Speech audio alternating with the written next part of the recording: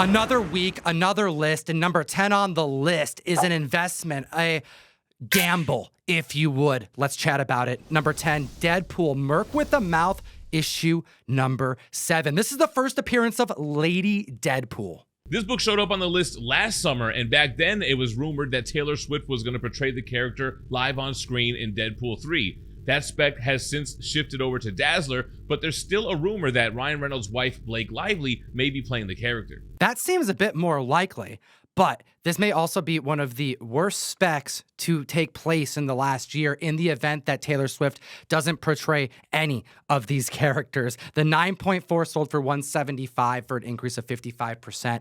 The second printing 9.4 Rob Liefeld cover just sold for $145 for an increase of 22%. And then we have a 9.6 of the standard cover going for $200. That's an increase of 59%. But it didn't stop there. We have record-breaking sales to report on. The second printing 9.2 last sold for $96 back in 2022, an increase of 4% this week for an all-new high of $100. But wait, take a look at this. This is the most expensive and the biggest record-breaking sale as it pertains to the spec on this particular book. A third printing 9.8 last sold in 2021 during the height of the comic boom for $750. Over this last week, an increase of 51%, someone putting their money where their mouth is, purchasing this book for $1,129. A mighty investment, but oh, the risk. Yeah, I hope that fan is just a diehard Deadpool fan and not banking on this book becoming something worthwhile long term. Jem, by the time they're watching this video, it's too late. Man, it's going to be too late for me. I have still yet to see Godzilla -1 in theaters, and they're pulling it out by the time you see this video. Godzilla #1 from 1977 makes it to number 9 on the list. The 8.0 is going for 100, up 33%. The 9.4, 179, that's an increase of 25%. We had 3 different 9.6 sell above average this past week, the highest being for 224 for an increase of 22%, and the 9.8 sold for $530 for an increase of 25%. And this book has been a repeat offender, and it's been on the uptick ever since Godzilla -1 debuted. Godzilla's still holding strong on the list, even at the end of its theatrical release. And moving on to number 8, we've got a classic, Alan Moore's Watchmen, issue number 1. Did you forget about the animated Watchmen featured film that they're currently producing? Because if you utilize Kotam 101 on Key Collector Comics, you wouldn't have just been notified, but you would have been able to keep track of all the hottest books in the world, just like the books we talk about on this very list. Support the show. Enhance your comic collecting, and let's talk about Watchmen #1. The 9.0 hit $95 for an increase of 20%. The 9.4 up 15%. 4 copies of a 9.6 outsold the 12-month average, for the highest being an increase of 42%, selling for $232.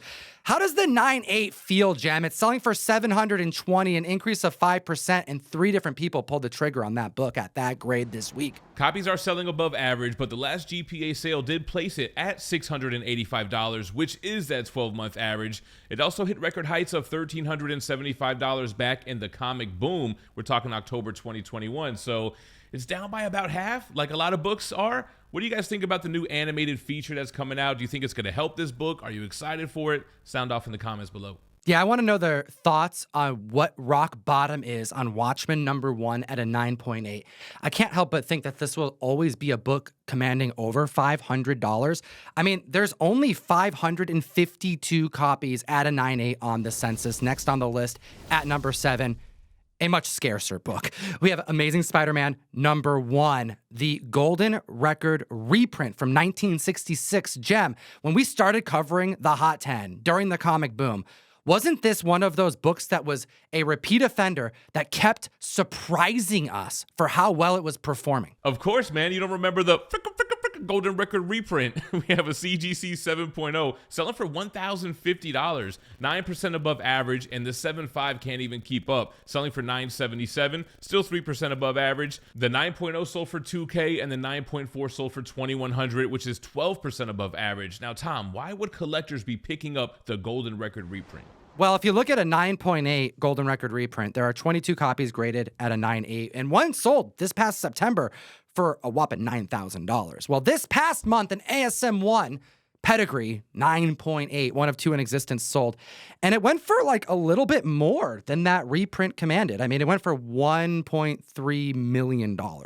So what you're saying is if you can't afford the real thing, you might want to go for the 1966 reprint. I'm at MegaCon, and I got to shout out some of my retailer homies who supported Crashdown with their own variant. Morpheus teaming up with Zoo Orzu, fan of the show, and created this stunning variant of our lead character, Allison. We have Beachside Hobbies, my brother Tony over on Whatnot, dropping a Drew Zucker variant all weekend long. And then, got to give a big thank you to my bro, Jack DeMayo, a.k.a. Mr. Bolo, who teamed up with Ninja Funk's very own Alex Regal. A little bit of a disturbing cover. I like it. Join all of these sellers on Whatnot all weekend long and support Crashdown. Moving on to number 6 on the list, we have Amazing Spider-Man issue 19, the first appearance of Mac Gargan. He would later become the Scorpion in the next issue, and I'm not sure why this book continues to make the Hot 10. This book is tough and high grade, and it's double-digit Ditko Spidey. The 3.5 is up 8%, the 5.5 1%, the 7.0 is up 6%, and the 8.0 just sold for $800 for an increase of 18%. Here's the thing.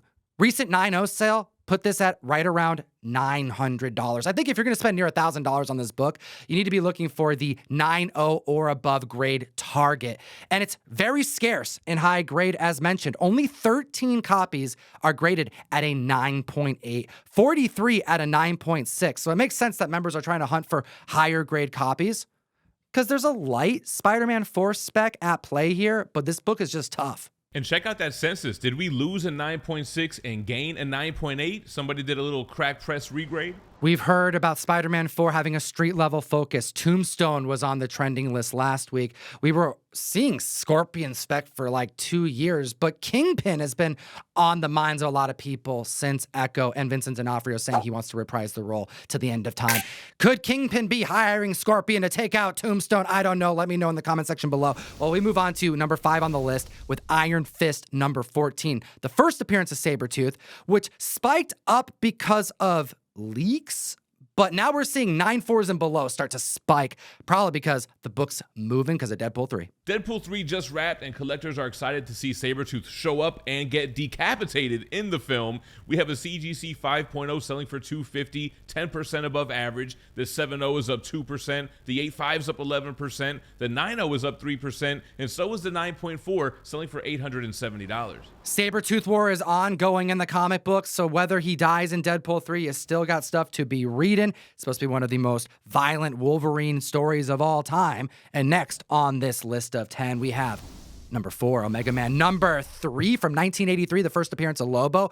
Jason Momoa's spec has been one of the longest lasting specs since January last year. It's been a full 12 months of Jason Momoa Lobo rumors, and we still have no confirmation, but we did get some casting for Superman Legacy. Supergirl. We have the House of the Dragon star Millie Alcock, who's been slated to portray the character. The 6.0 is up 15%, the 9.2 18%, the 9.6 is up 11%, and the 9.8 just sold for $343 for an increase of 2%. Yes, this book has approached that $400 marker, but in the last 2 weeks, there have been an increase of 12 copies added to the census, graded at a 9.8. That's nearly a 9.8 a day. Definitely not a scarce book by any means. Moving on to number 3, we've got one of my favorites, Transformers issue number 1, the first appearance of the Autobots and the Decepticons. Big thank you to my dad, Comic Pops, for supporting Crashdown. He teamed up with Ingrid Gala to make this beautiful portrait of an eyes open and an eyes closed version of our lead character. And it didn't stop there. He also teamed up with Kyle Willis to do one of his infamous mosaics. Yeah, shout out to Kyle Willis. I'm so happy he actually took the time to record the process of him creating one of these mosaic covers. You see him taking the tweezers and the little paper and pinching it. You got to check out the video. Big shout out to Mellow Fellow, who teamed up with Bill Galvin for one of my favorite variants of Crashdown that has been produced. And that's not just coming from me, that's also coming from Ryan Sargent, Fire Guy as well. It's one of his favorites. Thank you, Mellow Fellow Ben, CBSI, and big shout out to all the retailers all throughout MegaCon weekend supporting our first published work. Let's get back to the list at number 3 with Transformers number 1. The full nostalgia cycle is here, and the book is down royally. It's down, but it's got a lot going for it, whether it's the movies that are coming out or the comic book series, which we knew this was going to happen. Daniel Warren Johnson ending the artistic side of things with issue 6, continuing to write it, but moving forward with a new artist for issue 7. Yeah, shout out to Middle West artist Jorge Corona. We have Transformers 1 spiking because it's more affordable now than it has been in a long damn time. Some people are like straight up calling this a crash for this era of books. You tell me what you think. The 7.5 is selling for $120, an increase of 28%. The 9.0, someone overpaid, sold it for $250. It's an increase of 80%. When the 9.2 recently sold for $180, an increase of 7%. The 9.4 sold for $268. That's an increase of 35%. And the 9.6 just sold for $400. That's an increase of 22%. The heights a 9.8 reached was over $3,000. The last 9.8 sale was recorded at $1,350. Yeah, the problem is this book went crazy during the comic boom. That same 9.6 sold for $1,120. That was April of 2021. And the record high for a 9.8 is $3,200 from June of 2021. Which brings us to number 2 on the list with Uncanny X-Men 130. Keeping the conversation going. Clearly, members believe that Dazzler will be portrayed by Taylor Swift. But seeing Lady Deadpool earlier on the list tells me that some people are looking another direction. And what if they're both wrong, Jem? All I know is I am sick of seeing Taylor Swift show up, whether it's Super Bowl news or the Hot 10 list. I'm done with Taylor Swift. But imagine being one of the people submitting a new copy of Uncanny X-Men 130 to CGC. There's been 26 added on the census since we talked about it 2 weeks later, and getting the news back that you got the sole 9.9. Dude, this is crazy, man. But let's get into it. Yo, we have a brand new 9.9 Uncanny X-Men 130. And I don't even think CGC started their pre-screening 9.9s yet. So what's in the water? I don't know. We have a newsstand 6.0 selling for 148, an increase of 13%.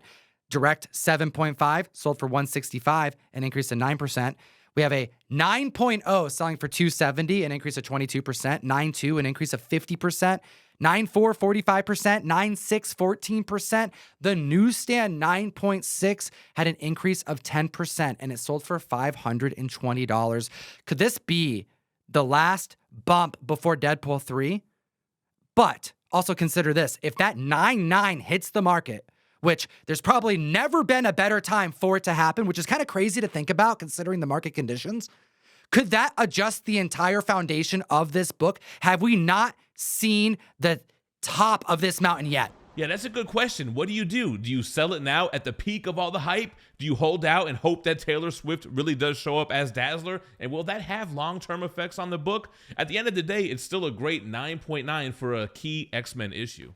1 per box in the mystery mail call this month. We do have an EM Gist, Vengeance of Moon Knight Virgin variant, and we also have some Peach Momoko, Avengers Twilight, trade dress, SpiderMan cover going in 1 per box, ComicTom101.com to support the show. We'll send you comic books every single month. And Jem, I just announced that for the first time. No one knew we were putting Peach in every single box. Peaches for everybody, Peter Parker in the Cemetery, Avengers Twilight, Chip Zdarsky, Comic Tom Mail Call. You got to sign up. Number 1, the hottest book in the world, is New Mutants 98, the first appearance of Deadpool. We have the first appearance of Copycat and Gideon as well, but I can't help but think Deadpool wrapping up and being the only Marvel featured film this year has propelled this to the number 1 book to hunt for. No, that makes sense. This is the most important Marvel character when it comes to the movies for 2024. The movie wrapped. We're excited to see it. And we have a lot of sales to talk about. I mean, this is the reason why it made the list. The newsstand 7.5 is up 8%. The direct market 8.0 is up 7%. The 9.0 is up 10%. The 9.4 is up 11%. We got a newsstand 9.4 selling for $550. That's 12% above its 12-month average. The direct market 9.6 is up 7%. And Tom, hit him with the top 2. The newsstand 9.6 sold for $750, an increase of 1%. And the newsstand 9.8 just sold for $3,000, an increase of 11%. And we may have just been revealed the first synopsis from Marvel Japan's website. You ready for this, Jem? Because it's loosely translated. Hit me with it. That irresponsible hero Deadpool will change the history of the MCU with the Wolverine? I can't help but feel like we're going to see Deadpool kills the Fox universe. I love them dropping the F-bomb. It lets us know that this isn't going to be your typical cookie-cutter MCU movie. Do you own any of these books? Are you buying any of these books? Is it going to be Taylor Swift Dazzler or Taylor Swift Lady Deadpool or Taylor Swift nothing? Let me know your thoughts, and I'll see you at MegaCon As always, geek responsibly and stay minty fresh. enough said.